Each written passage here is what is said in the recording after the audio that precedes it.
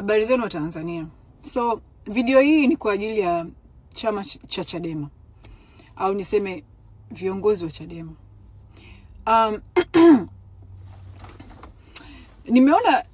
Niliona ile interview ya Heche juzi akiongea kwamba sisi wamwachie kwanza mwenyekiti wetu, then tutaongea nao, tutafanya maridhiano. Sikutaka kuongea because sitaki kuwaingilia Chadema kwenye siasa zao, kwenye uongozi wao. Iko ni chama chao, they can do whatever. Sisi ni wananchi, tunawasupport tu. Tunawasupport kwa sababu tunawahitaji watusaidie kudai haki. Lakini inabidi pia tuweze kuambia pale tunapoona kwamba labda hawaelekei sehemu sawa. Nilichokinoti sasa hivi Chadema kama wako desperate kwamba Lissu atoke ndani kwa cost yoyote. Hata kwa cost ya wananchi kupata haki. Whatever it is. Inabidi Chadema waelewe. Watanzania walikufa 29. Walipoteza maisha yao. Waliingia barabarani, wakapigwa risasi wakafa. Hawakufanya vile kwa sababu ya Lissu kutoka ndani. Tunampenda Lissu. Tunampenda sana ndugu yetu. Na anastahili kwa nje apambane. Lakini maandamano yalifanyika Watanzania wakiwa wanadai haki. Haki ya uwezo wa kuweza kuchagua vyama vyao, viongozi wao. Waliandamana kwa sababu ya ufisadi wa kihistoria uliopo ambao umeathiri maisha yao vibaya sana. Wana maisha magumu. So waliandamana kwa ajili ya ufisadi, waliandamana kwa ajili ya kudai haki. Hawakuandamana ili Chadema iruhusiwe kufanya siasa au nini. Kwa hiyo sasa hivi hapa tunapoona kwamba Chadema wao wanachokitaka ili kufanya maridhiano ni Lissu kutoka ndani, wanaanza kutuumiza.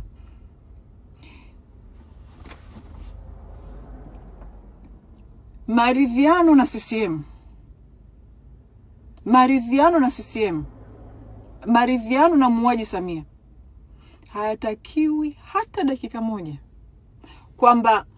kwamba standard ya Chadema ni Lissu kutoka ndani. Kwanza hiyo ni insult kwa Watanzania walioandamana, kwamba mnasema tutakaa nao kama Lissu akitoka ndani.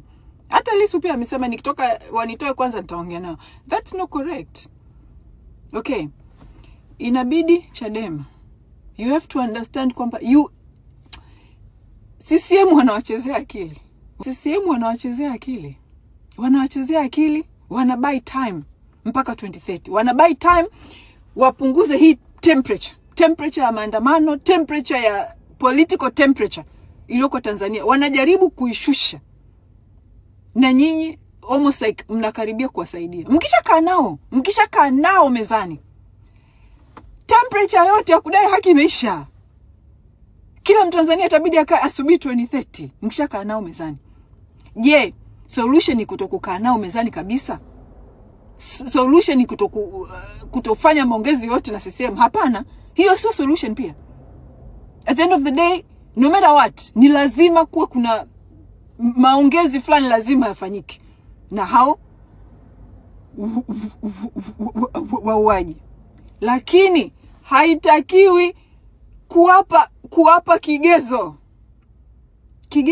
kama hicho cha Lissu kuachiwa au nyinyi kufanya siasa. No.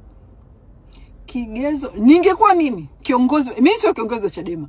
Ningekuwa mimi kiongozi wa Chadema, kukaa kwangu chini na CCM, kukaa kwangu chini na Samia Suluhu, ingehitaji kitu kimoja kwanza kifanyike. La sivyo twende tunavyoenda. Kitu hicho ni angalau bunge livunjwe, lirudishwe kwenye uchaguzi. Bunge lirudi kwenye uchaguzi ili angalau wananchi wa Tanzania angalau wapate some kind of win kwenye vile vifo.